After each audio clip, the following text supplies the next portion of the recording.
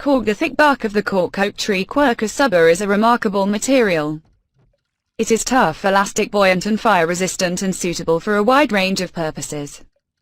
It has also been used for millennia. The ancient Egyptians sealed their sarcophagi, stone coffins, with cork, while the ancient Greeks and Romans used it for anything from beehives to sandals. And the cork oak itself is an extraordinary tree. Its bark grows up to 20 centimeters in thickness, insulating the tree like a coat wrapped around the trunk and branches and keeping the inside at a constant 20 degrees Celsius all year round. Developed most probably as a defense against forest fires, the bark of the cork oak has a particular cellular structure with about 40 million cells per cubic centimeter that technology has never succeeded in replicating. The cells are filled with air, which is why cork is so buoyant. It also has an elasticity that means you can squash it and watch it spring back to its original size and shape when you release the pressure. Cork oaks grow in a number of Mediterranean countries, including Portugal, Spain, Italy, Greece and Morocco.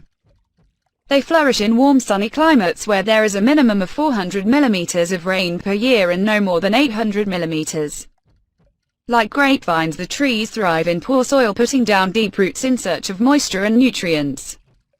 Southern Portugal's Alentejo region meets all of these requirements, which explains why by the early 20th century this region had become the world's largest producer of cork, and why today it accounts for roughly half of all cork production around the world.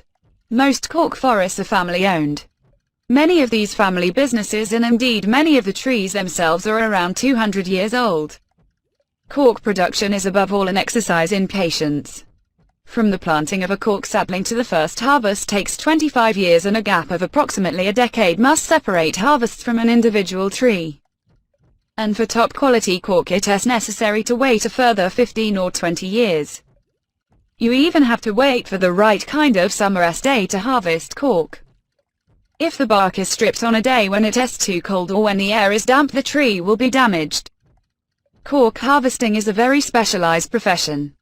No mechanical means of stripping cork bark has been invented, so the job is done by teams of highly skilled workers. First they make vertical cuts down the bark using small sharp axes, then lever it away in pieces as large as they can manage. The most skillful cork strippers prize away a semicircular husk that runs the length of the trunk from just above ground level to the first branches.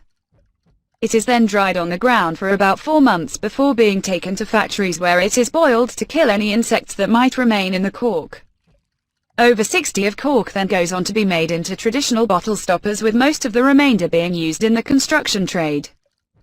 Corkboard and cork tiles are ideal for thermal and acoustic insulation, while granules of cork are used in the manufacture of concrete. Recent years have seen the end of the virtual monopoly of cork as the material for bottle stoppers due to concerns about the effect it may have on the contents of the bottle. This is caused by a chemical compound called 2,4,6-trichloroanisole TCA, which forms through the interaction of plant phenols, chlorine and mold. The tiniest concentrations, as little as 3 or 4 parts to a trillion, can spoil the taste of the product contained in the bottle. The result has been a gradual yet steady move, first towards plastic stoppers and more recently to aluminium screw caps. These substitutes are cheaper to manufacture and, in the case of screw caps, more convenient for the user.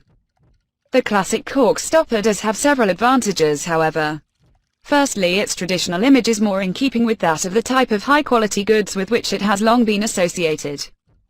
Secondly, and very importantly, cork is a sustainable product that can be recycled without difficulty. Moreover, cork forests are a resource which support local biodiversity and prevent desertification in the regions where they are planted. So, given the current concerns about environmental issues, the future of this ancient material once again looks promising.